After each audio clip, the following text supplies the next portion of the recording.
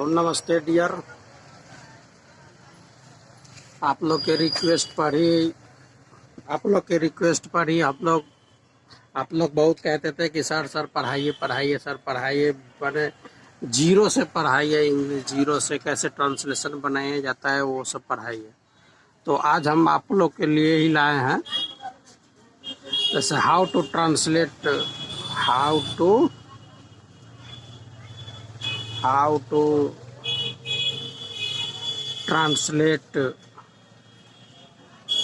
Hindi to English. ये Hindi to English main focus हम लोग को करना है, हिंदी टू इंग्लिश। मान लीजिए कि हिंदी में हम लोगों ने कुछ लिखा, मान लीजिए कि ये आम है, हमारे मन में आम आया, तब इसको इंग्लिश में कैसे जानेंगे? हम इसका वर्ड जानेंगे तभी तो होगा ना। जैसे मैंगो होता है, अब आम का स्पेलिंग ही नहीं जानेंगे कि इंग्लिश में क्या होता है, तो कैसे हम लोग बनाएंगे? जैसे मैं जाता हूँ,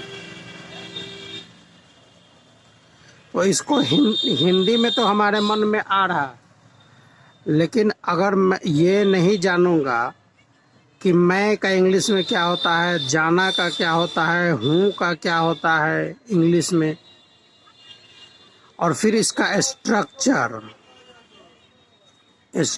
कैसे बैठाते हैं,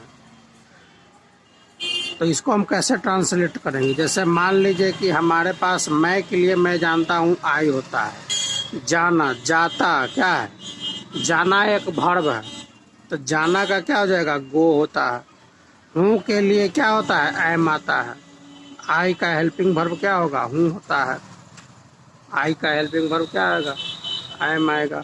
तो ये तो हो गया, आई भी है हमारे पास, गो भी है हमारे पास, और एम भी है हमारे पास। लेकिन इसको बैठाएंगे कैसे? एक सिंपल स्ट्रक्चर में हम लोग कैसे बैठाएंगे?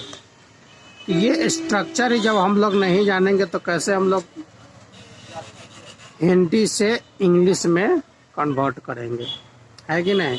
तो सबसे पहले जो होता है, एक स्ट्रक्चर होता है। जैसे स्ट्रक्चर क्या होता है, तो सबसे पहले सब्जेक्ट आता है। अब सब्जेक्ट के अनुसार कौन सा वर्ब आएगा,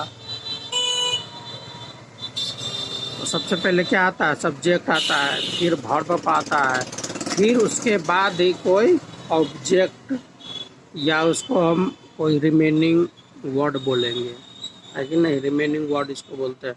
सब्जेक्ट वर्ब, उसके बाद ही कोई रिमेनिंग वर्ड आएगा, है कि नहीं? तो सब्जेक्ट में क्या है, सबसे पहले क्या आएगा, सब्जेक्ट इसका क्या है, मैं का सब्जेक्ट इंग्लिश में आई आता है। मैं क्या है, मैं सब्जेक्ट है, तो मैं को इंग्लिश में क्या लिखेंगे, आई लिखेंगे।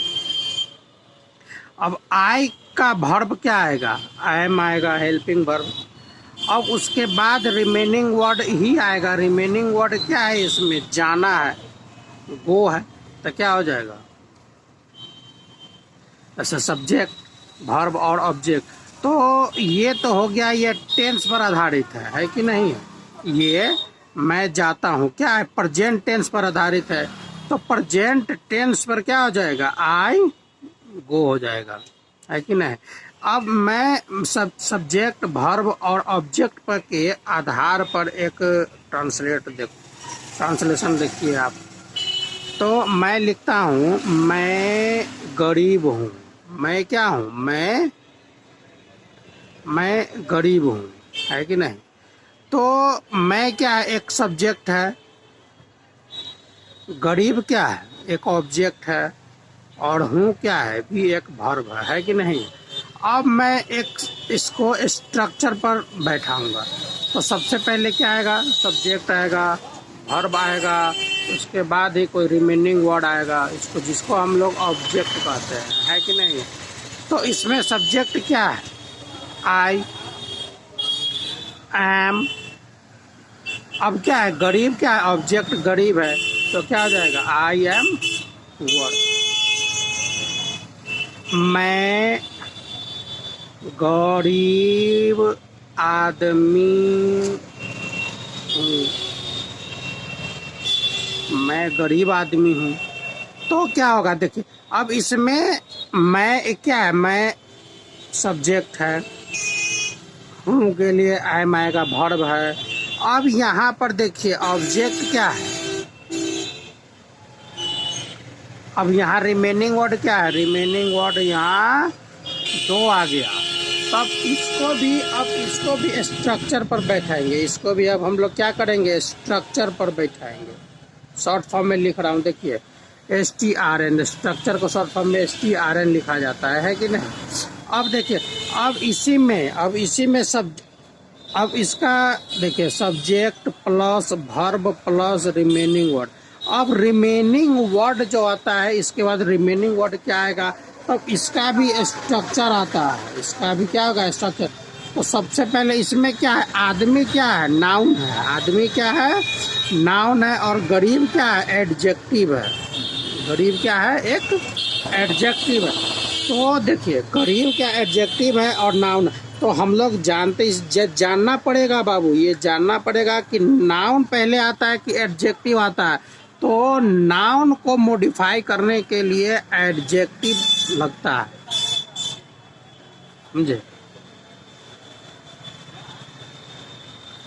गरीब आदमी होता है, गरीब आदमी होता है, लेकिन आदमी गरीब नहीं लिख सकते, ये हम सेंटेंस नहीं लिख सकते। ये वर्ड गरीब पहले आएगा, फिर बाद में आदमी आएगा, पहले एडजेक्टिव आएगा, फिर उसके बाद नाउन आता। किसी चीज की विशेषता बतलाता है, विशेषता किस चीज की बतला रहा है, आदमी की विशेषता बतला रहा है कि आदमी कैसा है, आदमी कैसा है, आदमी गरीब है, अमीर है, चोर है, उचक्का है, कैसा आदमी है। तो आदमी की विशेषता जो बतलावे उसी वही एडजेक्टिव होता है। एडजेक्टिव का डिफिनेशन क्या होता है, adjective is a word who define the noun, है कि नहीं, जो नाउन के पीछे लगकर नाउन की विशेषता को बतलाता है वो एडजेक्टिव कहलाता है कि नहीं। तो एडजेक्टिव क्या है, यहाँ पर वर्ड है, और नाउन क्या है, आदमी है कि नहीं, वर्ड मैन हो जाएगा। अब इसको स्ट्रक्चर पर बैठाइए तो क्या हो जाएगा, मैं गरीब आदमी हूँ, I am a word man, I am a word man, या I am a poor person, मैं गरीब आदमी हूँ, है कि नहीं। तो इस तरह का स्ट्रक्चर पर ही हम लोग ट्रांसलेट बनाएंगे, तो हाउ हिंदी टू इंग्लिश, है कि नहीं। अब ये हिंदी से इंग्लिश जब तक हम लोग नहीं बनाना सीखेंगे बाबू, इंग्लिश कोई नहीं सीख सकता है। इंग्लिश सीखना उसके लिए जीरो है, जीरो हो जाएगा। ये सेंटेंस लिखा हुआ है, ये मान लीजिए कोई सेंटेंस लिखा हुआ जैसे आप पेपर पढ़ रहे हैं, अब उस पेपर को कैसे पढ़ा जाए, पेपर को हिंदी में कैसे हम समझेंगे, अब हिंदी में समझिए या इंग्लिश में समझ जाइए। अब जब तक उसका स्ट्रक्चर नहीं समझिएगा, बनाइएगा नहीं, प्रैक्टिस नहीं कीजिएगा, तब तक हम लोग नहीं सीख सकते, है कि नहीं। तो यही बात होता है। तो ये एक बेसिक क्लास है, ये एक बेसिक क्लास है कि नहीं। अब इसके अब अगले क्लास में हम लोग सीखेंगे अच्छी तरह से। अब सबसे पहले हम लोग अगले क्लास में सीखेंगे verb to be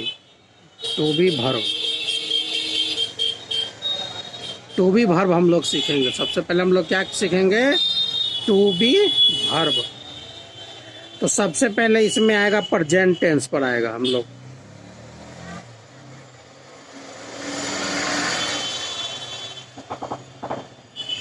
present tense में क्या आता है, तो प्रेजेंट टेंस में आता है am, is, are. हूँ, है, हैं। अक्सर लोग गलती कर देते हैं, है और हैं में अंतर ही नहीं समझ पाते हैं। दूसरा आएगा पास्ट टेंस, वाज और वेयर। था, थे, थी हमेशा क्या आता है? पास्ट टेंस में आता है। एम, इज, आर, है, हूँ, है में प्रेजेंट टेंस में आता है कि नहीं?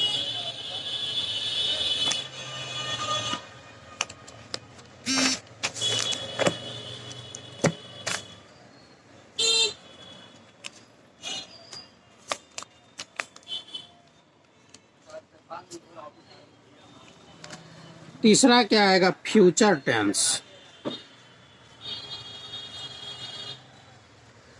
इसको कहते हैं भविष्यत काल। इसको क्या कहते हैं? भविष्यत काल कहते हैं। इसमें क्या आएगा? शैल विल आता है। शैल विल, भविष्य में होने वाले कोई भी घटना होगा तो उसको क्या बोलेंगे? भविष्यत काल बोलेंगे, है कि नहीं?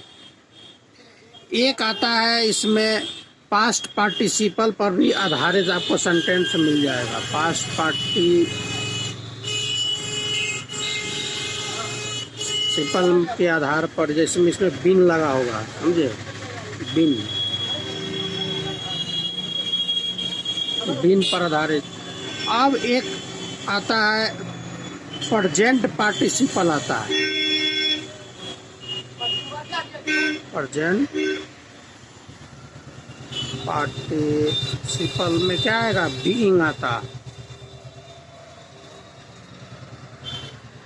तो कुल मिलाकर के 5 पैटर्न होते हैं। 5 पैटर्न पर ही आपको हर हमेशा क्या आएगा? सेंटेंस बनता है। एशियन पीरियन,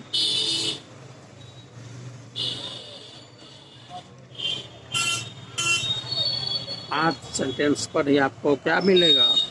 क्वेश्चन मिलता है बनाने के लिए। समझे बाबू? अगले क्लास में हम लोग इतना पढ़ेंगे।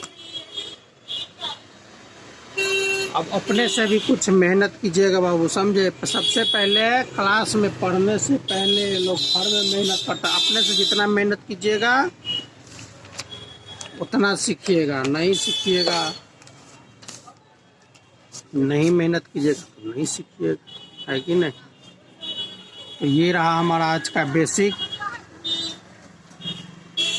अच्छे लगे तो सब्सक्राइब कीजिए, लाइक कीजिए, अपने दोस्तों में क्या कीजिए? शेयर कीजिए। ये चैनल ही है ओनली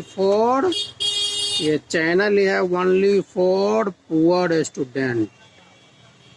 जिनके पास पैसे नहीं है, पैसे की तंगी है, टीचर को देने के लिए पैसा नहीं है, तो वैसे विद्यार्थी के लिए ही हम चैनल क्रिएट किए हैं। और आपको यहाँ पर फ्री ऑफ कॉस्ट टोटल मिलेगा। इंग्लिश का टोटल कलेक्शन मिल जाएगा आपको फ्री ऑफ कॉस्ट। कोई टीचर को पैसा देने की ज़रूरत नहीं है। शिक्षा मुफ्त होना चाहिए। फ्री ऑफ कॉस्ट एजुकेशन होना चाहिए इंडिया में, बस।